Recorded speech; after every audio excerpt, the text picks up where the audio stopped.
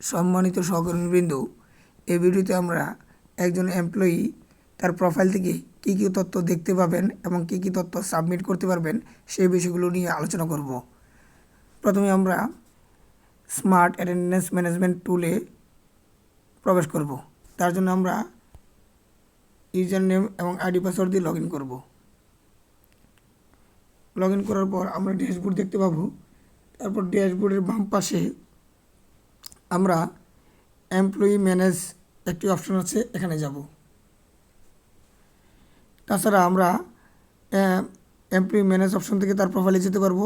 এছাড়া আমরা একদম ডান পাশে, ড্যাশবোর্ডের ডান পাশে একটি আছে নোটিফিকেশন অপশন, পাশাপাশি আরেকটি অপশন আছে প্রোফাইল, এমপ্লয়ি প্রোফাইল। ওই প্রোফাইল থেকেও আমরা তার প্রোফাইলে প্রবেশ করতে পারবো। আমরা এখন এমপ্লয়ি ম্যানেজ থেকে আমরা প্রোফাইল থেকে তার প্রোফাইলে প্রবেশ করি।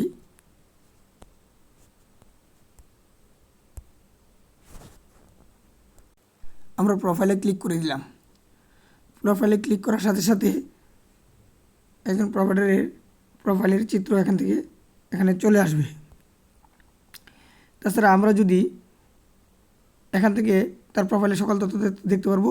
তাছাড়া আমরা এমপ্লয়ি ম্যানেজমেন্ট অপশনে গিয়েও তার প্রোফাইল চেক করতে পারবো। আমরা এমপ্লয়ি ম্যানেজমেন্ট অপশনে গিয়েও কীভাবে দেখবো সেটাও দেখে নিই। বাম পাশের ড্যাশবোর্ডের নিচেই এমপ্লয়ি ম্যানেজমেন্ট অপশনে আমরা ক্লিক করে তার প্রোফাইলে যে কোনো একজন এমপ্লয়ির প্রোফাইলে আমরা প্রবেশ করি। আমরা এমপ্লয়ি ম্যানেজমেন্ট অপশনে ক্লিক করে দিলাম।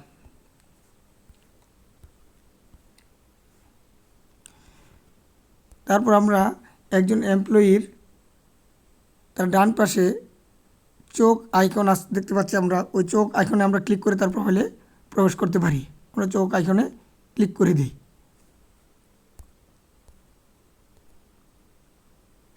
ক্লিক করার সাথে সাথে আমরা তার প্রোফাইলে প্রবেশ করলাম।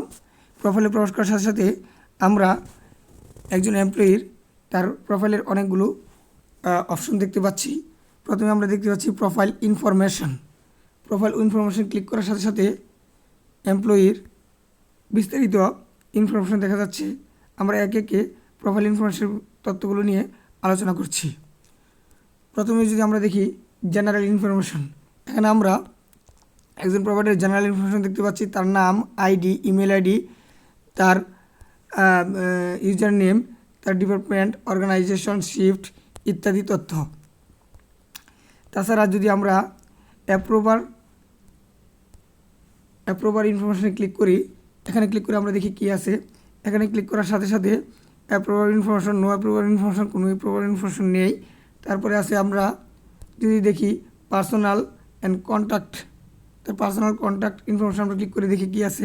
পার্সোনাল কন্ট্যাক্ট ক্লিক করার সাথে সাথে আমরা তার contact number, NID number, religion, তার date of birth, gender, division, district, area ইত্যাদি তার পার্সোনাল ইনফরমেশন এবং কন্ট্যাক্ট নাম্বার পেয়ে যাচ্ছি। তাছাড়া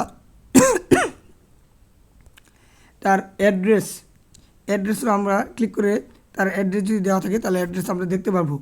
তাছাড়া ওই এমপ্লয়ির যদি তার পাসওয়ার্ড চেঞ্জ করতে চায় তাহলে সে চেঞ্জ পাসওয়ার্ড অপশনে ক্লিক করে দিবে।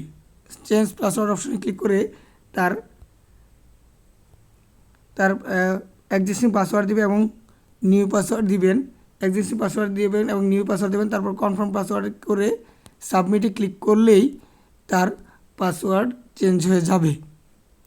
তাছাড়া আমরা দেখতে পাচ্ছি এমপ্লয়মেন্ট হিস্ট্রি, যদি তার কোনো ইতিহাস থাকে তাহলে এমপ্লয়ির যদি কোনো ইতিহাস থাকে আমরা এমপ্লয়মেন্ট হিস্ট্রিতে ক্লিক করে তার এমপ্লয়মেন্ট হিস্ট্রি দেখতে পাবো।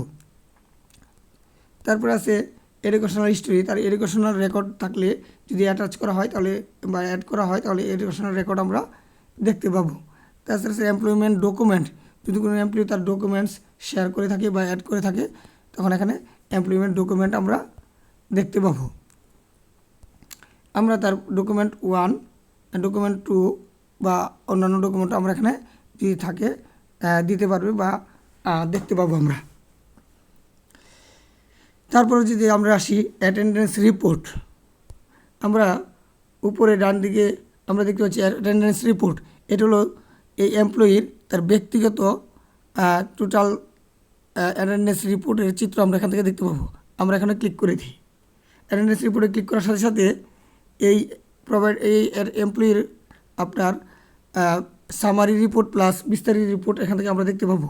এখান থেকে আমরা মাস ভিত্তিক যদি আমরা সিলেক্ট করে দিই তাহলে তার 1 মাসের টোটাল রিপোর্ট আমরা দেখতে পারবো। এখানে তার ওয়ার্কিং ডে, তার লিভ কতদিন নিয়েছেন, টোটাল অ্যাবসেন্ট কতদিন এবং টোটাল প্রেজেন্ট কতদিন, টোটাল অন টাইম তার উপস্থিতি কতদিন এবং টোটাল লেট কাউন্ট কতদিন, এই সামারিটুকু আমরা এখান থেকে দেখতে পাবো। তাছাড়া তার 1 মাসের তার অ্যাটেন্ডেন্সের চিত্র নিচে স্ক্রল করলে আমরা এখান থেকে তার 1 মাসের অ্যাটেন্ডেন্স রিপোর্ট পেয়ে যাব এবং তা আমরা এক্সেলে ক্লিক করে আমরা ডাউনলোড করে প্রিন্টও করতে পারবো। তাছাড়া আছে ম্যানুয়াল অ্যাটেন্ডেন্স। যদি তার ম্যানুয়াল অ্যাটেন্ডেন্স বাদ পড়ে এখানে ক্লিক করে সে ম্যানুয়াল অ্যাটেন্ডেন্স অপশনগুলো ফিল আপ করে সাবমিট করলে ম্যানুয়াল অ্যাটেন্ডেন্স সে এন্ট্রি করতে পারবে। এর আগের ভিডিওতে আমরা ম্যানুয়াল অ্যাটেন্ডেন্স কীভাবে দেবে সেটা নিয়ে আলোচনা করা হয়েছে। তারপরে যদি আমরা যাই লিভ, এখানে লিভ অপশনে ক্লিক করে আমরা লিভের একটি চিত্র পেয়ে যাবো। আমরা লিভ অপশনে ক্লিক করি। ক্লিক করার সাথে সাথে ওই এমপ্লয়ির তার লিভের বিস্তারিত তথ্য আমরা এখানে দেখতে পাবো। সে কতটি লিভ অ্যাপ্লিকেশন করেছে, কতটি অ্যাপ্রুভ হয়েছে, কতটি পেন্ডিং ছিল, রিজেক্ট হয়েছে কতটি, তাছাড়া সে টোটাল কতদিন সে লিভ পাবে, কতদিন সে লিভ নিয়েছে, কতদিন তার লিভ বাকি আছে, এগুলো আমরা দেখতে পাবো। তাছাড়া তার লিভের বিস্তারিত চিত্র আমরা নিচে দেখতে পাবো। যেহেতু এখন তার কোনো লিভ রেকর্ড নেই তাই আমরা দেখতে পাচ্ছি না।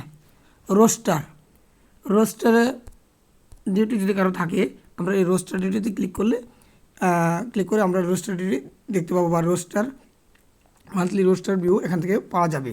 আমরা মাস সিলেক্ট করে দিলাম, জুন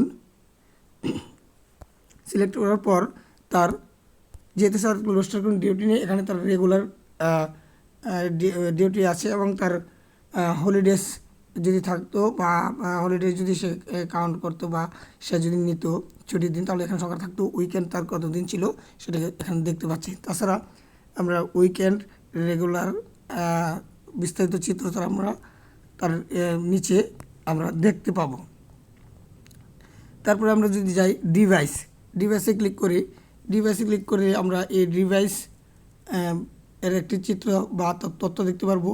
ডিভাইসের নাম এবং তার সিঙ্ক স্ট্যাটাস।